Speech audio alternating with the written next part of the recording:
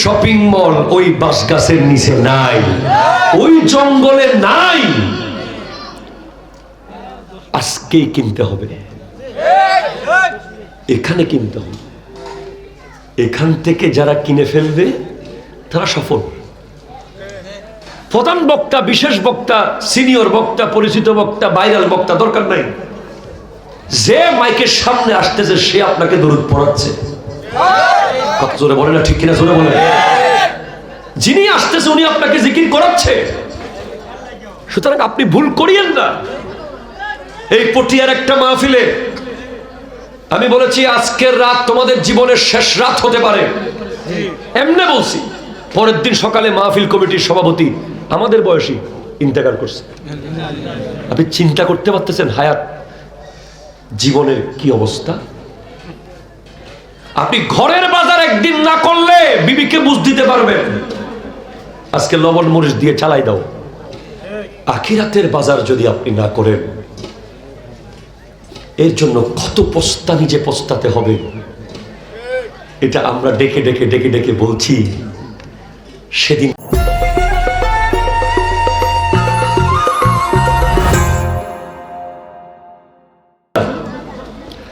10,000 কোটি টাকা যার লস হয়ে গেছে সে লুজার না। আল্লাহ চাইলে কালকে আবার লাভ হতে পারে, ঠিক কিনা বলে। গোটা বিল্ডিং যার ধসে পড়ে গেছে সে লুজার না। জমি যার দখল হয়ে গেছে সে লুজার না। গাড়ি যার অ্যাক্সিডেন্ট হয়েছে সে লুজার না।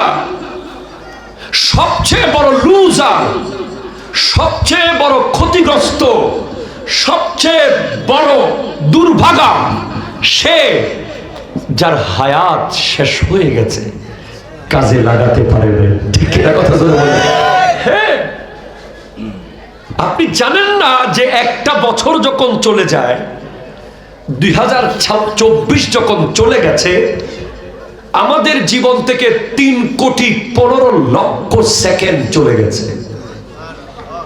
3,15,00,000 সেকেন্ড হ্যাজ গন। আপনি যদি গোটা রাত ওই হোমনা বাজারের মাথায় গিয়ে মাথা বাড়ি মারতে মারতে শেষ করেন, আপনি 2024-এর একটা ওয়াক্ত নামাজ আর ফেরত আনতে পারবেন না। একটা জুমার নামাজ আপনি ফেরত আনতে পারবেন না। না সবে কদর ফেরত আসবে, না সবে বরাত ফেরত আসবে, না মাহে রমজান ফেরত আসবে, না ইয়মুল জুমআ ফেরত আসবে। চলে গেছে। এখানে অনেক ব্যবসায়ী আছেন আপনারা যারা 2024-এ কোটি কোটি টাকা লাভ করেছে। অনেক ব্যবসায়ী আছেন, মাছ ব্যবসায়ী, কোটি কোটি টাকার মাছ বিক্রি করছে। অনেক ব্যবসায়ী গাছ ব্যবসায়ী, অনেকে কাপড় ব্যবসায়ী, অনেকে বিভিন্ন ব্যবসা 2024 সফল। কিন্তু আমি বলবো সফল সে যে এই মুহূর্তে মুস্কি মুস্কি ভিতরে ভিতরে হাসতেছে, যার 2024-এর প্রতিটা মুহূর্ত কোনো না কোনো ভাবে আল্লাহর ধ্যানে মগ্ন থেকে কাটানো হয়েছে। আজকের দিনটা ভাবেন না, আজকের দিন ফজর, জোহর, আসর, মাগরিব, এশা শেষ। আমাদের মধ্যে অনেকে আছি যারা মোবাইলে চার্জ দিতে পারি নাই, কারেন্ট চলে গেছে। এই আফসোস করেছি ফজর থেকে মাগরিব পর্যন্ত, কেন চার্জ দিয়ে রাখলাম না, কেন চার্জ দিয়ে রাখলাম না। আরে ফেসবুকে কমেন্ট করতে পারছি না, আরে বিদেশ থেকে কল আসবে, আল্লাহ আল্লাহ আমার অমুকের সাথে কথা বলতে পারছি না, এই আফসোস। কিন্তু ফজরের নামাজ যে পড়ি নাই, এই আফসোস নাই। হ্যাঁ, বিশাল একটা বড় ব্যাপার। আসেন, আমার আল্লাহ বলছেন ইন্নাল ইনসানা লাফি খুসরিন, নিশ্চয় মানুষ ক্ষতিগ্রস্ত, ক্ষতিগ্রস্ত, ক্ষতিগ্রস্ত। লাভবান আছে কে? মানুষ ক্ষতিগ্রস্ত।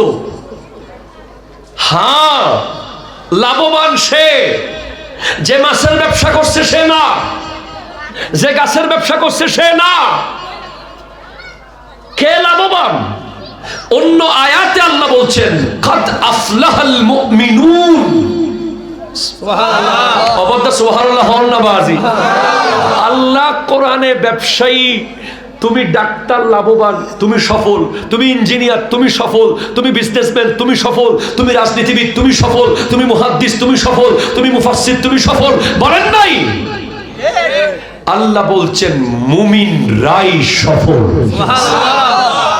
মুমিন রাই, মুমিন রাই সফল, মুমিন রাই সফল। ইল্লাল্লাযীনা আমানু, যারা ঈমান এনেছে তারাই সফল। আপনারা বুঝতেছেন আমার কথা? সফল তারা।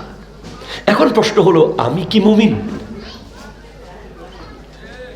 বলেন না, নিজেকে নিজে বলেন, আমি কি মুমিন? আমি ম্যাট্রিক পাস, আমি ইন্টার পাস, আমি অনার্স, আমি মাস্টার্স, আমি পিএইচডি, কিন্তু আমি কি মুমিন? প্রশ্ন, হুজুর মুমিন হতে কি করতে হয়? কোন বিশ্ববিদ্যালয়ে ভর্তি হব? মুমিন হতে হলে কোন কলেজে পড়ব? মুমিন হতে হলে কোন কোচিং সেন্টারে ভর্তি হব? মুমিন হতে হলে কোথায় যাব? কোথাও যেতে হবে না। মুমিন হওয়ার জন্য আপনি আল্লাহর কোরআনটা একটু খুলেন, কোরআন আপনাকে বলে দেবে কেমনে কেমনে মুমিন হয়। চট্টগ্রাম থেকে হোমনা গুগল ম্যাপ বলে দিয়েছে, আর কোরআনুল কারীম আপনাকে বলবে কেমনে কেমনে মুমিন হয়। হ্যাঁ, মুমিনের প্রথম এবং প্রধান ক্রাইটেরিয়া হলো আল্লাযীনা হুম ফি সালাতিহিম খাশিউন, যে নামাজ পড়ে হৃদয় দিয়ে। কি দিয়ে নামাজ পড়ে? হৃদয় দিয়ে। আরো জোরে বলেন, কি দিয়ে? হৃদয়, মন প্রাণ দিয়ে। যার নামাজের মধ্যে পুরাপুরি সম্পূর্ণ মনোযোগ থাকে, যাকে কেউ পৃথিবীর কোনো কিছু নামাজ থেকে বিন্দু পরিমাণ বেখেয়াল করতে পারে না, সে মুমিন। ওয়াল্লাযীনা হুম আনিল লাগভি মুরিদুন, যে জীবনে এক লাইন অযথা কথা বলে না, সে মুমিন। অপ্রয়োজনীয় কথা বলে না, খেলার কথা, মেলার কথা, বাজারের কথা বলে না, সে মুমিন। ওয়াল্লাযীনা হুম লিয-যাকাতি ফাইলুন, যে নিজের যাকাতের হিসাব রাখে, সে মুমিন। ওয়াল্লাযীনা হুম লিফুরুজিহিম হাফিজুন, যে নিজের লজ্জাস্থানকে হেফাজত করে, সে হলো মুমিন। সুবহানাল্লাহ। আর রাসূল বলেন সুবহানাল্লাহ। যে আমানতের খেয়ানত করে না, সে মুমিন। সুবহানাল্লাহ। যে ওয়াদা খেলাপ করে না, সে মুমিন। যে ইন্নামাল মুমিনুনা ইখওয়াতুন, যে তার আরেক মুমিন ভাইয়ের সাথে দুনিয়াবি কারণে সম্পর্ক ছেদ করে না, দুনিয়াবি কারণে দূরত্ব মেনটেন করে না, দুনিয়ার টাকার জন্য ভাইকে ছেড়ে দেয় না, দুনিয়ার ক্ষমতার জন্য ভাইয়ের সাথে দ্বন্দ্ব করে না, দুনিয়ার পাওয়ার টাকা ক্ষমতার জন্য আরেক মুমিনের সাথে দূরত্ব রাখে না, সে হলো মুমিন। মুমিনকে এই শুরুতে বলেছি, যার সামনে আল্লাহর জিকির করলে তার দিলে আল্লাহর ভয় কাজ করে, সে মুমিন। এখন আরেকটু যাই, কষ্ট হচ্ছে না তো আপনাদের? তাফসীর গুলো খুললে আমরা দেখি সূরা আসরের মধ্যে ইল্লাল্লাযীনা আমানু, এটা দ্বারা আল্লাহর মনসা। আয়াতের মধ্যে বলা হচ্ছে ইল্লাল্লাযীনা আমানু দ্বারা বোঝানো হয়েছে সিদ্দিক আকবরকে। সুবহানাল্লাহ। ওয়া সুবহান সুবহানাল্লাহ।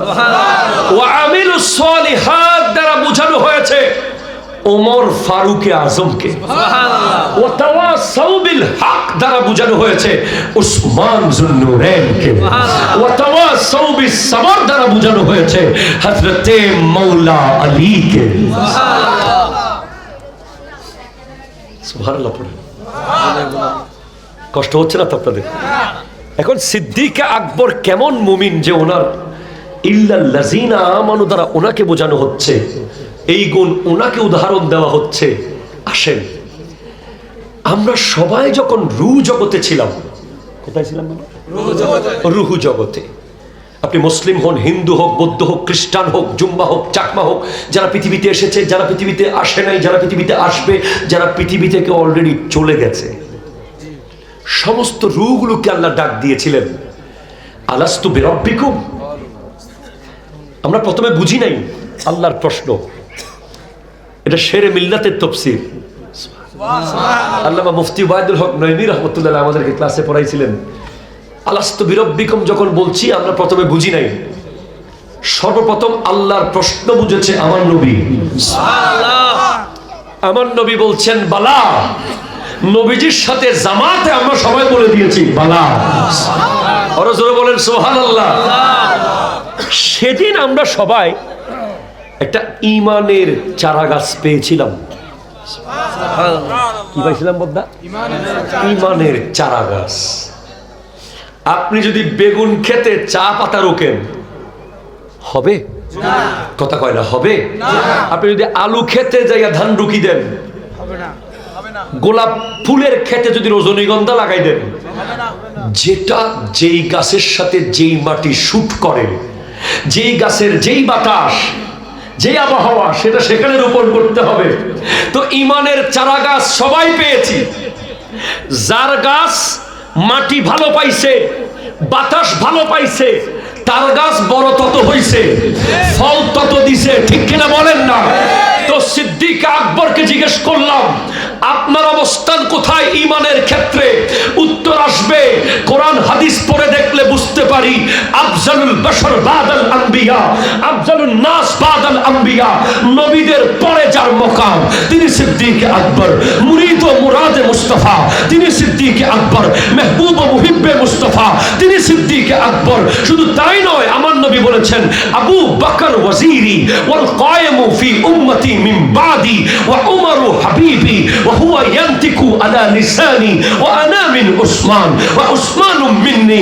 আবু বকর হলো আমার ওয়াজির, আমার পরে এই উম্মতের দায়িত্ব নিয়ে দাঁড়িয়ে থাকবে সিদ্দিক আকবর। আপনার সার এত উপরে কেন? আবু বকর সিদ্দিক রাদিয়াল্লাহু তাআলা বলেন, নামাজ বেশি পড়েছেন তাই, রোজা বেশি রেখেছেন তাই, হজ বেশি করেছেন তাই, যাকাত বেশি দিয়েছেন তাই। উত্তর আপনি পাবেন না। ঈমানের গাছটা যথাযথ জমিতে লাগাইছি, এবং পারফেক্ট বাতাস এবং পানি দিয়েছি। প্রশ্ন হলো, ওই জমির নাম কি? আমরাও লাগাতে চাই ঈমানের চারা গাছটা, আমরাও ওই জমিতে লাগাতে চাই। একটু বলে দেন না। উত্তর আসবে, ঈমানের চারা গাছ বেগুন খেতে লাগানো যায় না, ঈমানের চারা গাছ ধান খেতে লাগানো যায় না, ঈমানের চারা গাছ গোলাপ খেতে লাগানো যায় না। ঈমানের চারা গাছ লাগাতে হয় ওই জমিতে, যেই জমির নাম হলো মুহাব্বতে মুস্তাফা। মুহাব্বতে মুস্তাফা।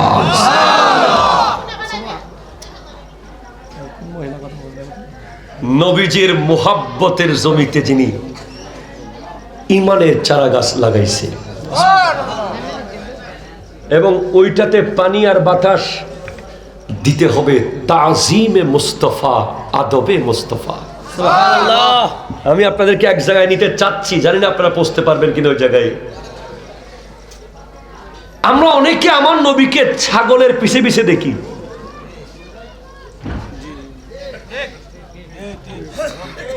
আমরা অনেকে নবীজিকে ছাগলের পিছে পিছে দেখেছি। আমার নবী যে মেরাজের রাতে জিবরিলের আগে আগে গেছে, সুবহানাল্লাহ, ওইটা আমরা দেখি না। কথা বলা ঠিক কিনা জোরে বলেন না। আমরা অনেকে নবীজিকে বিভিন্ন ইংরেজি শব্দ দিয়ে বলি, কিন্তু আমার নবী যে মসজিদে আকসায় সমস্ত নবীদের ইমামতি করেছেন, এটা আমাদের মুখ দিয়ে আসে না। আমি জাইনুল আবেদিন হোমনার মানুষকে বলে যাচ্ছি, কোনদিন যদি আমার মুখ দিয়ে নবীজির শানে একটা শব্দ বেয়াদবিমূলক পেয়েছেন, ছোট হয়ে গেছে নবীজির শানকে আমি ছোট করেছি, আরো ভালো শব্দ ছিল, আমি ওই শব্দ ব্যবহার না করে এই শব্দ করেছি, এমন যদি দেখেছেন আমাকে ফোন করবেন, এটা আপনার দায়িত্ব। আমি তওবা না করলে আপনি আমার পিছে নামাজ পড়বেন না। কথা বলেন ঠিক কিনা? কথা বলেন। আপনি আমার ওয়াজ শুনবেন না, আপনি আমাকে ফলো করবেন না, আপনি আমাকে বাদ দেবেন। কারণ মগজে কুরআন রূহে ঈমান জান ও দ্বীন হাসতে হুব্বে রাহমাতাল লিল আলামিন। কোরআনের মগজ, ঈমানের রূহ, দ্বীনের জান হচ্ছে আমার নবীর মুহাব্বত। ঠিক কিনা? কথা বলেন। আমার নবীর মুহাব্বত যার যত বেশি, তার ঈমানের গাছ তত বড়। এই মুহাব্বত সিদ্দিক আকবরের কাছে বেশি, তাই গাছ বড়। ফারুক আজমের কাছে বেশি, তাই গাছ বড়। উসমান জুন্নুরাইনের কাছে বেশি, গাছ বড়। মাওলা আলীর কাছে বেশি, তাই গাছ বড়। হষ্ট না হলো? জি, হষ্ট হইলে অজ্ঞই। 3 দিন না, প্রত্যেকদিন কষ্ট দিচ্ছি, বছরে একদিনে না দিচ্ছি। সবাই মিলে দরুদ শরীফ পড়েন। আল্লাহুম্মা সাল্লি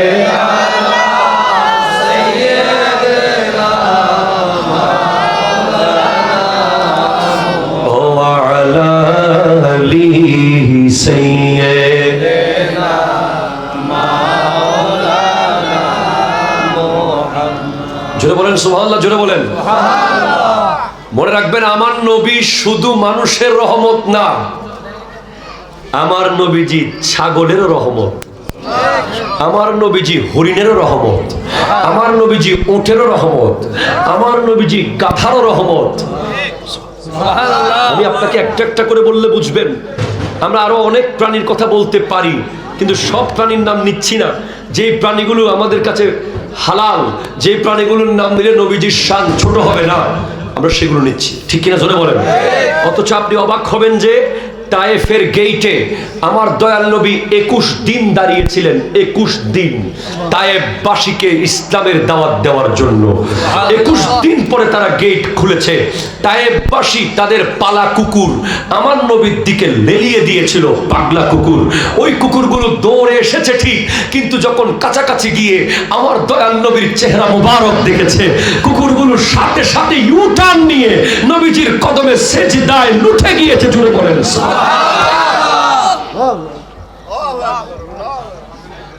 আপনি কি মনে করেছেন ছাগল নবীজিকে অনুরোধ করেছে, ইয়া রাসূলুল্লাহ আমাদেরকে একটু সময় দেন?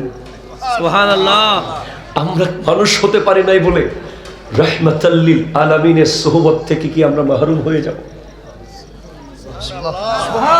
হরিণীকে বন্দী করে রেখেছে শিকারী, সে আমার নবীকে বলছে, ইয়া রাসূলুল্লাহ আমার বাসায় 2টা দুধের বাচ্চা, আমাকে একটু যাওয়ার ব্যবস্থা করে দেন, আমি অবশ্যই ফেরত আসবো। হরিণী শিকারীকে, আমার নবী শিকারীকে বলে, এই ভাই ছেড়ে দাও তাকে, সে আসবে। সে তো অবাক, পৃথিবীর কেউ বিশ্বাস করবে না, আমিও আপনিও করবেন না। কেউ যদি বলে হরিণ ছেড়ে দেন, সে আসবে। কোনোদিন এসেছে এরকম? রেকর্ড আছে? কিন্তু একজনের জন্য এসেছে। বলে আসবে আসবে, ছেড়ে দাও। শিকারী বলে অসম্ভব, আসবে না। এভাবে একবার চলে গেলে আর আসে না। আমার নবী বলেন, সে রাহমাতাল লিল আলামিনের সাথে ওয়াদা করে যাচ্ছে, সুবহানাল্লাহ, সে অবশ্যই ফেরত আসবে। হরিণী গিয়ে তার বাচ্চাদেরকে দুধ পান করিয়ে সন্ধ্যার আগে আগে আসার কথা, কিন্তু সন্ধ্যার কাছাকাছি হয়ে যায়, এখনো আসে না।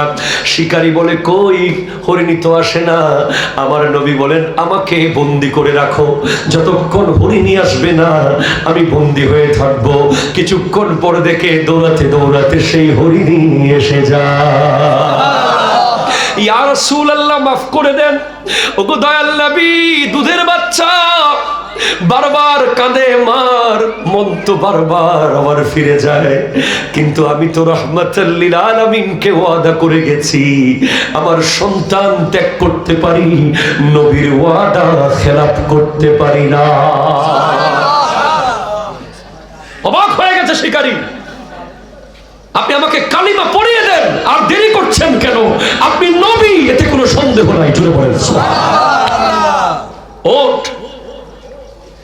সবাইকে মারছে জঙ্গলের ভিতরে, বাগানে, খেজুর বাগানে সবাইকে মারছে। সাহাবায়ে কেরাম ভয়ে কেউ কাছে যেতে পারছে না।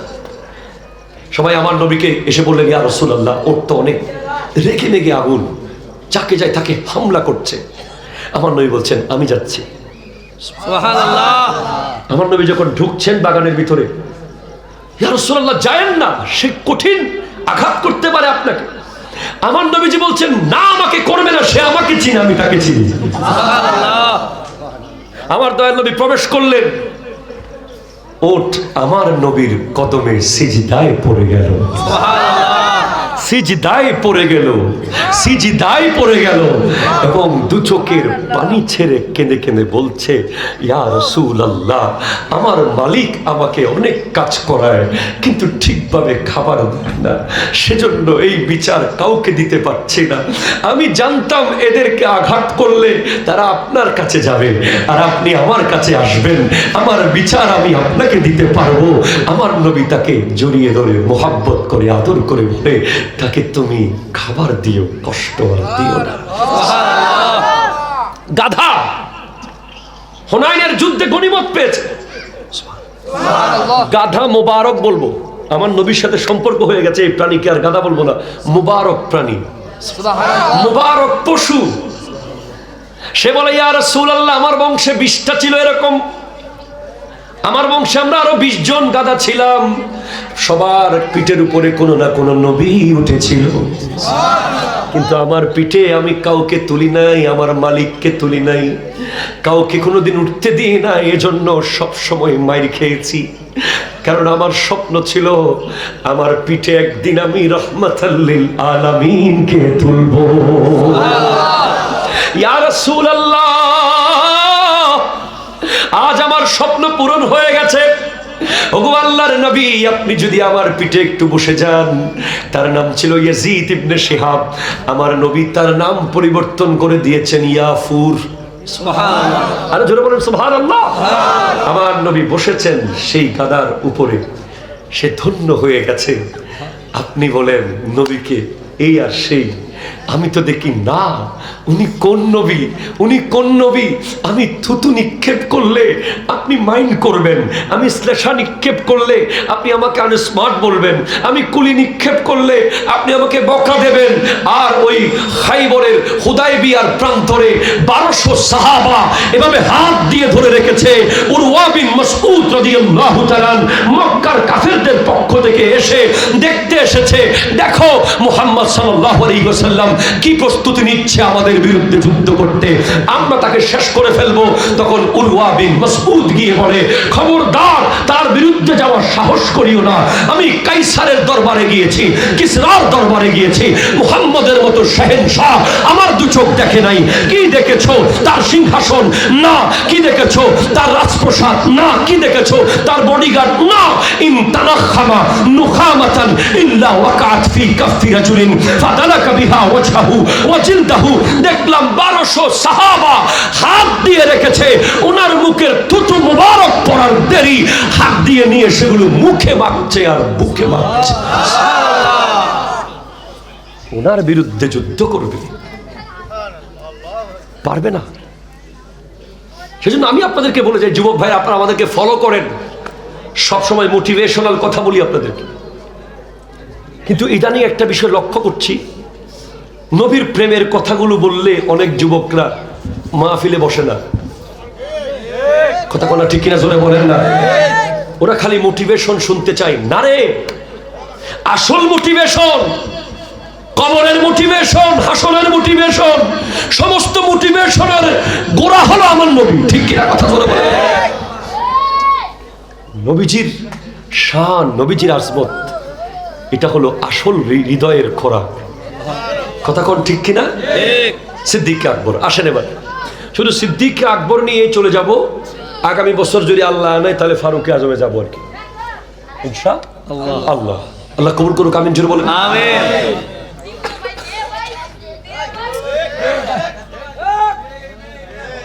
আসো আসো আব্বু, মাহফিলে চলে আসো বাবা। ডেকে লও রাসূলুল্লাহ রওজা পাকের কিনারে, ডেকে লও রাসূলুল্লাহ